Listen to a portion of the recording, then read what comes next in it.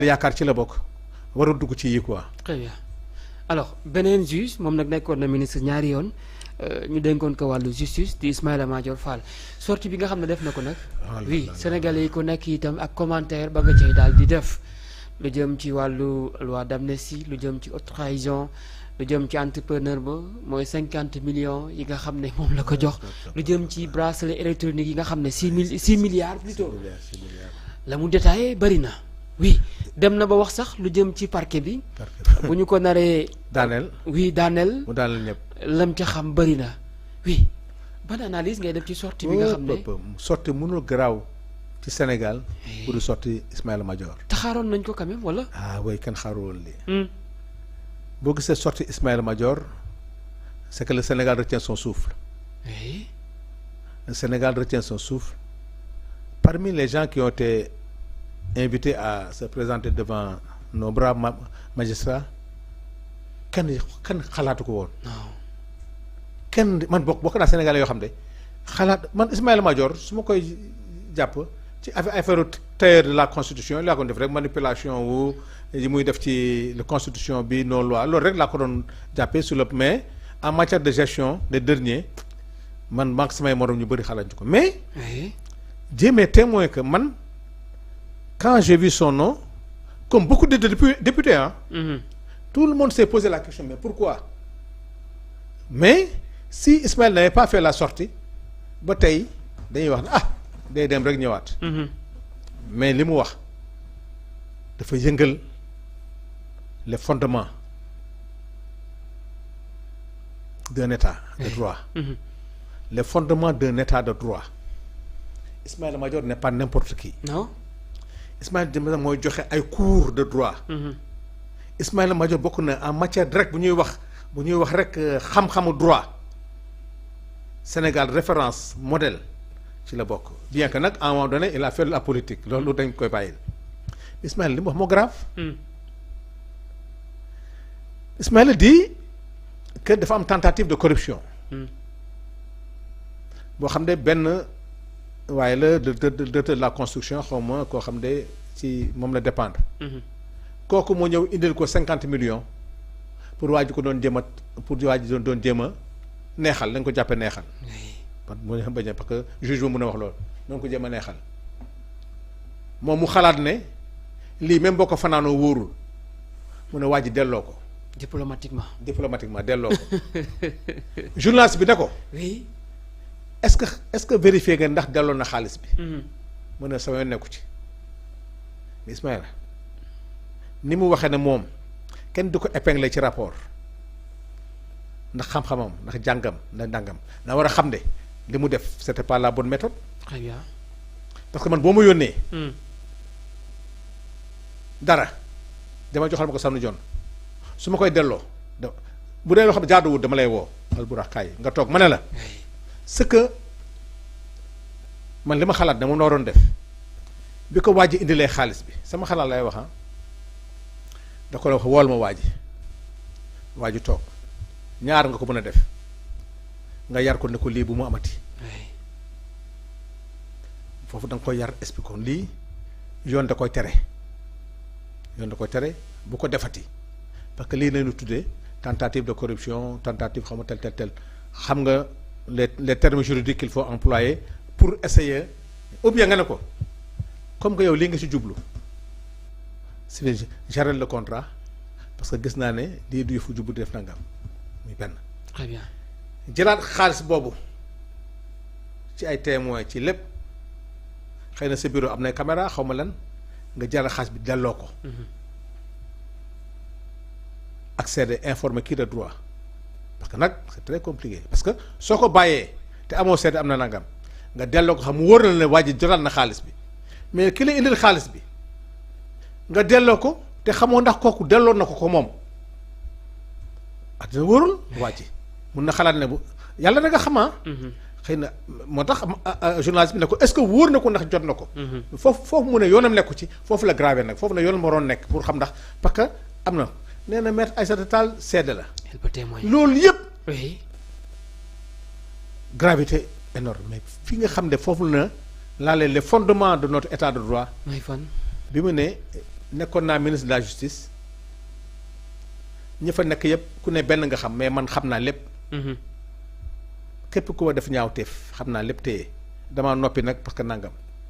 waaye c'est-à-dire su may daanu tamit ñoom ñëpp dañuy daanu. bay dem tuumaal bëgg a di def allusion au ministre di tudd turam que moo def lii moo commandité lii moo def lii moo def lii moo def dans un état de droit nul n'est au-dessus de la loi. Ismaïla. que nous respectons Ousmane Diagne ñun li Sénégalais yi ëpp xam ci moom mooy nit ku baax la nit ku jub la et puis gis nañ ne tey am na loo xam ne bu ko bëggoon am man yàlla rek a xam bu ko bëggoon am du xaar pouvoir bi mais tey nga jël défense en tant qu'ancien ministre de la justice.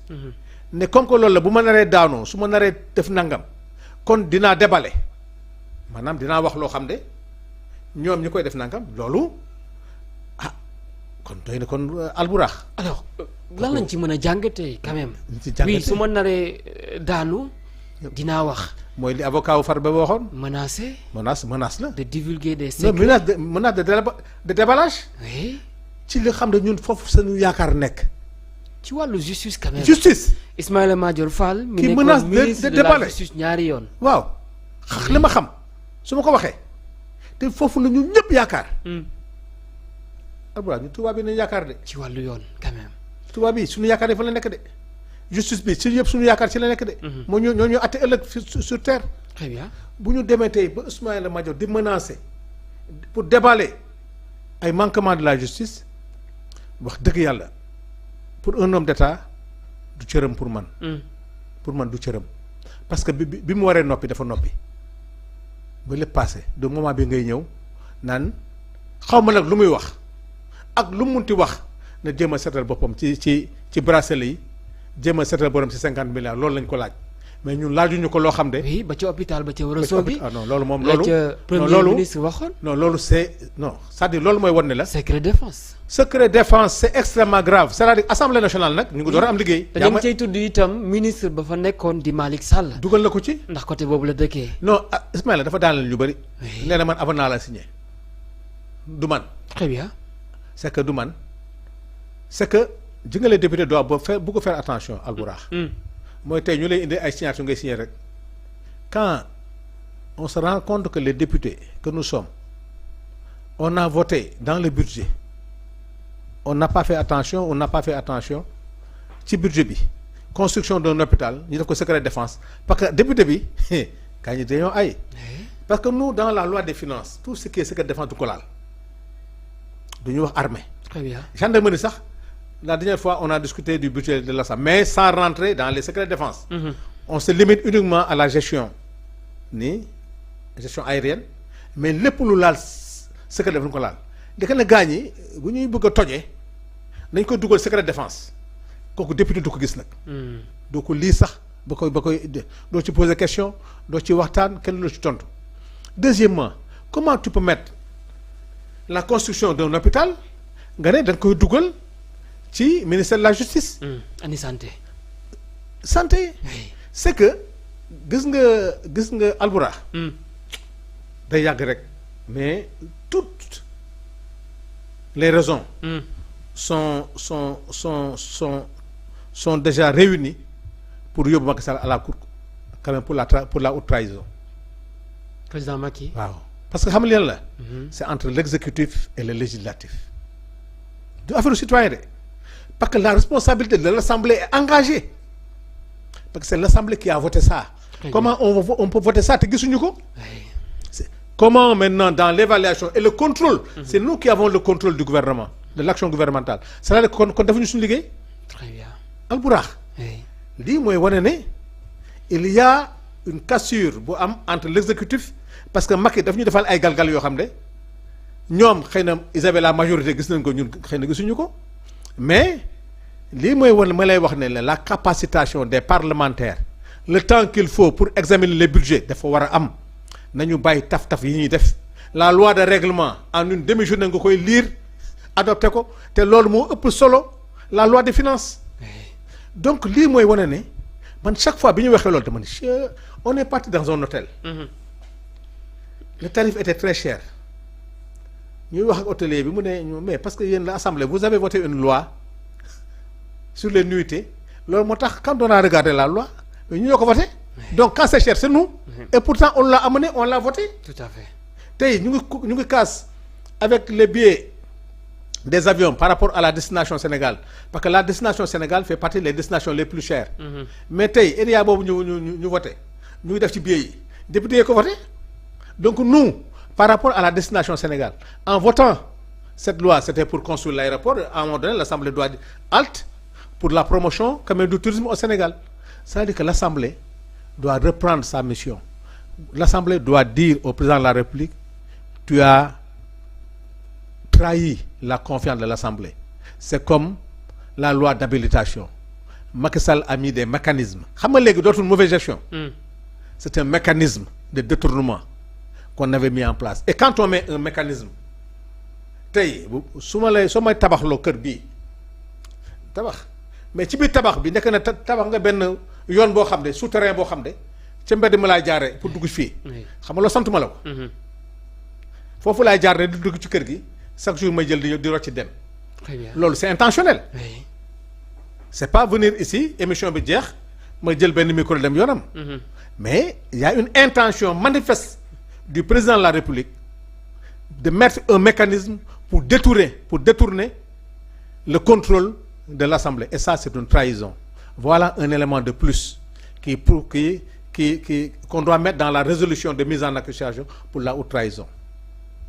Très bien alors Mbaye Ndiaye ancien ministre de l'Intérieur moom dafa am problème ak waa SOGEPA. du moom rek. Oui. Mécanisme encore. Alburax. oui. waratul toog ci média di wax. lu tax. Alburax gars yi dañ ko tàmmoon. bu leen joxee logement de fonction même ci àll bi et ça je pense qu'il faut qu'on en parle tous les logements de fonction yi ne ci àll bi. allez-y. état di fay ay convention pour des directeurs pour des chefs de service ci àll bi 3/4 bi yëpp ñu ci bëri gars yi dañuy jël ay kër di ko louer. xam nga Ismaïla Madior def na benn bourde boo xam ne après revenir ci xam nga bi muy wax ci affaire location ba may dem na ba ne am na benn kër bu ñu loué woon à 50 millions mois. xaw ma ndax yaa ngi ci jàpp. oui nee na dañ ko loué woon. on devait faire benn genre xaw ma lan c'était très bref parce que dañ ko loué woon mais la location c'était 50 millions may waroon ne ko 50 millions mois. mu ne finalement sax on n'a pas payé on a arrangé comment peut-on payer une maison à 50 millions de mois. alors que l'État a son patrimoine. oui gars ñi xam lu ñuy def. dañuy jël patrimoine logement de fonction ñu jox ko kat Alburax dem remaniement Alburax n'est plus ministre. mais mu xam nga rek yërmande Sénégal nga bàyyi ko sa kër ga mu dëkk fa conseiller président dëkk jël kër ga nag raser ko kër ga da nga koy modifier complètement comme ni Tahirou Sarr def suñu kër yeeg suñu yooyu yëpp patrimoine bâti l'État en complicité nag avec des gens qui étaient au cœur de l'État. Très bien. loolu moo tax patrimoine bâti État bi maison de fonction yi gars yi dañ ko def seen tour point E bii ngay gis 3/4 bi yëpp c'est des logements de fonction. Très bien. boo demee cité Hacienda boo demee cité bi ñu mujjee wax ne waa SOGEPA ñu ngi génne gars yi toutes les maisons de fonction yi gis nga affaire Mbaye Ndiaye bii boo ko jàppee woon rek régime yi jaar yëpp nga xoolaat logement de fonction yi nga xoolaat gars ñi naka nañu jëlee kër yi transformé maintenant boo jëlee logement de fonction nga détruire ko yàq nga ko mais bi nga koy defaat bi nga koy def